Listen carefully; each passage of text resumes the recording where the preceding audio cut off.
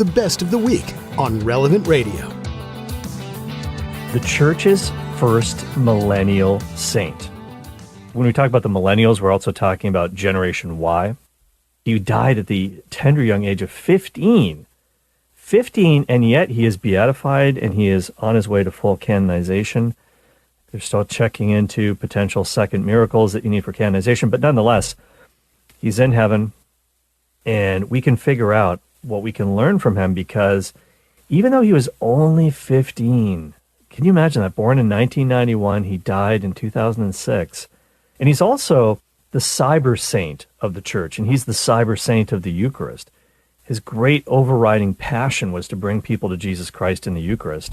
And that's what we're trying to do here at Relevant Radio. Obviously, our mission is very much tied in to what Blessed Carlo Acutis was all about, because he was trying to evangelize using media, using the internet. He's very much dialed into the digital continent. Pope Benedict XVI talked a lot about this. We have to reach the digital continent. Our mission, obviously, is to bring Christ to the world through the media at Relevant Radio, all kinds of media, digital, audio, radio, video, it doesn't matter. We want to use all the means possible. And he can really help us with his intercession. So we're going to ask him, of course, as we always do, to pray. I read a really good piece about his life, very well written by Meg Hunter-Kilmer. This is on the OSV website, our Sunday Visitor. And she talked about how from the time he was a toddler, like I said, he exhibited, Blessed Carlo, an incredible spiritual sixth sense, if you will. It's interesting because his parents were not practicing Catholics. Really, his mother, Antonia, she would tell you, even to this day, she has no idea how it kind of got started with Carlo, how he was able to fall in love with Jesus at such a young age. And he was baptized, but again, his parents were really non-practicing. They were kind of see-nos, Catholic in name only. Now, they did have a Polish nanny. And Carlo Acutis' family, there were people of means, at least I would say upper middle class family. They had the means to travel, and Carlo made use of that as they went on family trips to visit Marian shrines, places where there were Eucharistic miracles, and that factored into his ministry. But they did have at the time, again, the parents weren't practicing, but he did have a Polish nanny, and she was probably pretty holy and pretty into her faith. And who knows, maybe she started talking to little Carlo about Jesus. But at any rate, even when he was in preschool, he'd be walking along with his mom, and they'd pass by a church. Now, at the time, they lived in Milan. And he'd say, "Mommy, can we please go into this church so I can talk to Jesus? I want to see Jesus." And then he would sometimes take flowers and lay them at the feet of statues of Mama Mary. Really beautiful for a little kid. And Antonia, his mother, was like, "I'm not sure what to do with this whole situation." And he started asking her questions as he was getting older and able to talk and more able to reason. He would ask her questions about the faith, and she really didn't have answers for his questions. And this is definitely a case of the child evangelizing the parent. And sometimes that happens. Sometimes that happens in the church where a kid will encourage his parents to go to an RCIA class and get into full communion with the church. And so she didn't really have answers for little Carlo's questions that he would ask her. And so she said, I got to learn about this. And so she started studying theology, kind of taking informal classes, and she started going to Mass again every Sunday. But for Carlo would actually go to daily Mass. And he asked for his first communion to be early because he was longing to receive Jesus so much. When he was 7 years old, he received his first communion, and he actually never missed daily Mass. Even at a very young age, he made it a priority. His parents couldn't always do it, but if they couldn't come with him, he would go on his own to daily Mass. He would pray as much as he could before the tabernacle. And whenever they were on the road, and this is really interesting because a lot of parents, a lot of families, when they're on the road, they'll say, we couldn't get to Mass because we were traveling.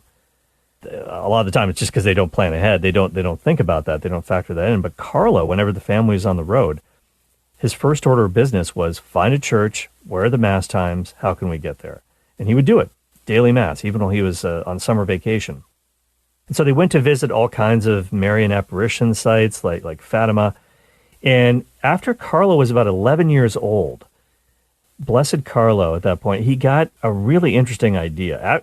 He started to notice after he got his first communion, after he received our Lord for the first time, he started to really notice how many people didn't go to Mass and how many people would never pop into a church to pray in front of the Blessed Sacrament. And he would say things like, hey, people will stand in line for hours to see a concert. And if he were here today, no doubt he would be teasing his friends for standing in line to see Taylor Swift in her Eras tour. Or he would probably say to people today, hey, why are you standing in line for this, but you won't go to see Jesus? Jesus Christ is there in the tabernacle.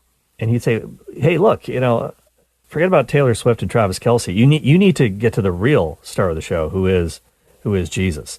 And so he started to really delve into Eucharistic miracles.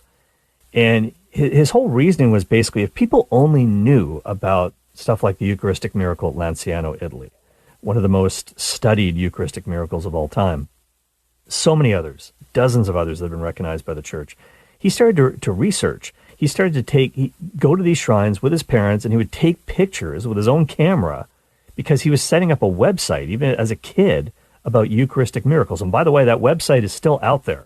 It's still out there, and it became more than a website. It became a tour of relics and all kinds of things associated with Eucharistic miracles that would travel around to different parishes. So he started building this website. This is back in 2002, by the way. So back in 2002, he was really into tech. He was really into tech. And when he was maybe 8 or 9 years old, he somehow got a hold of a computer science textbook about coding. Like, this was a university level kind of book. This is pretty high end. So he started using this at the age of 8 or 9 to teach himself how to code, how to make a website from scratch. Unbelievable. Now, if he can do that, then people have all sorts of excuses why I can't learn about the faith. I'm not a theologian. You don't have to be a theologian. You don't have to be, well, we all have to be sort of amateur theologians. And the word amateur means really to love what you're doing. We've got to love it. If he can do this at the age of 8 or 9, learn code, build a website, you can learn something about your faith. There's no question about it.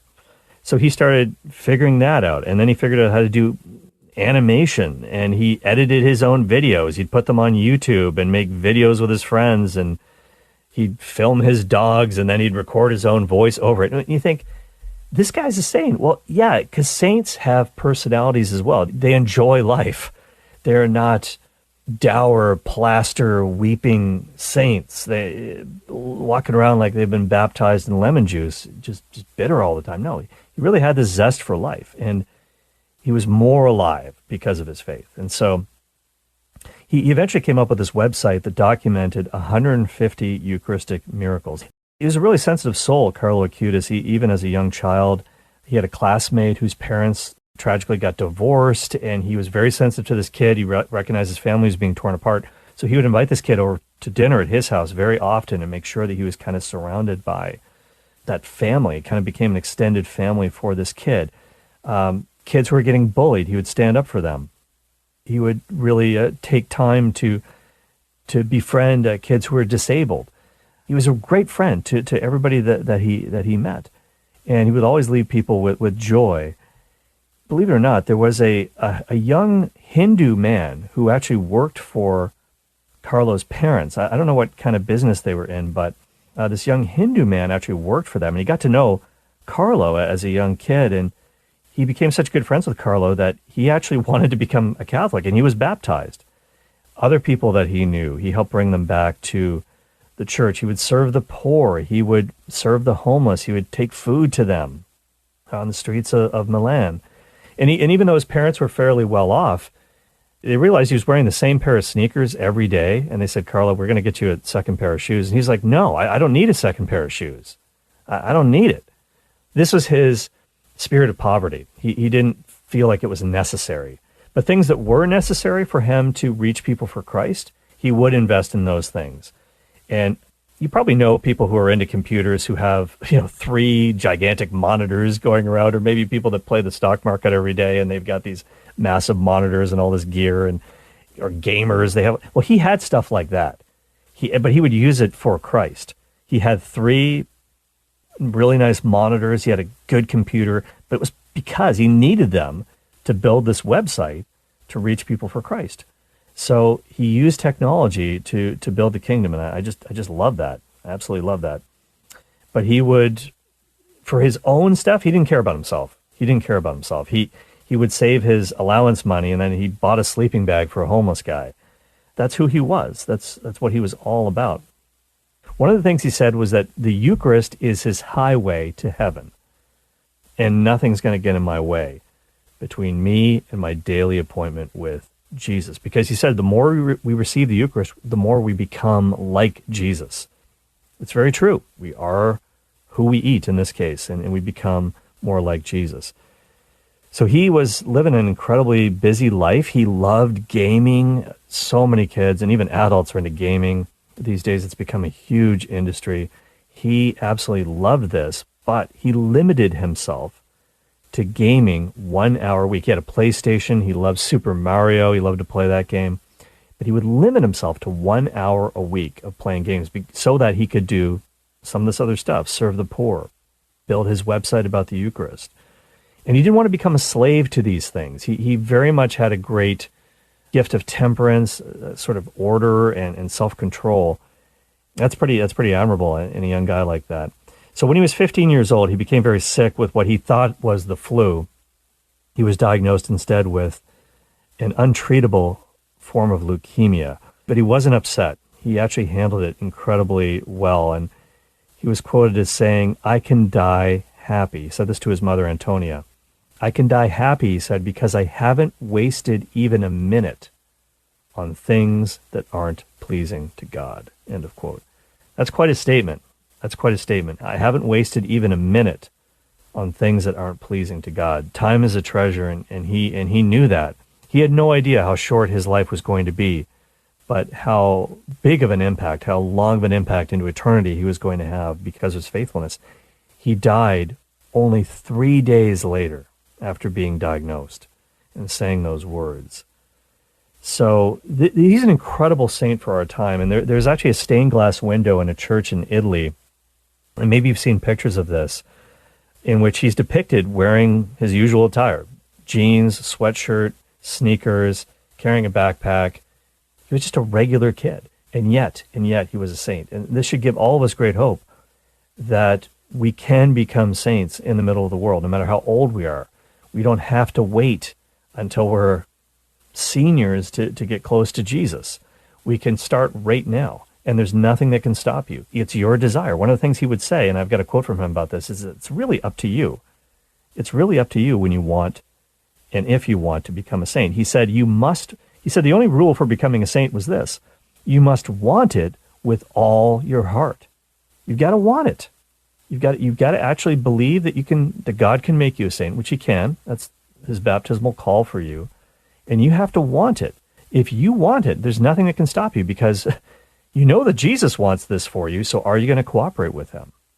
So this is, I think, one of the great gifts that he gives us, that anyone and everyone can and should be holy. This entire episode of The Faith Explained is on the Relevant Radio app. The Relevant Radio app is completely free and updated daily with fresh articles, podcasts, and prayers. Don't delay. Download the app today, and thanks for listening.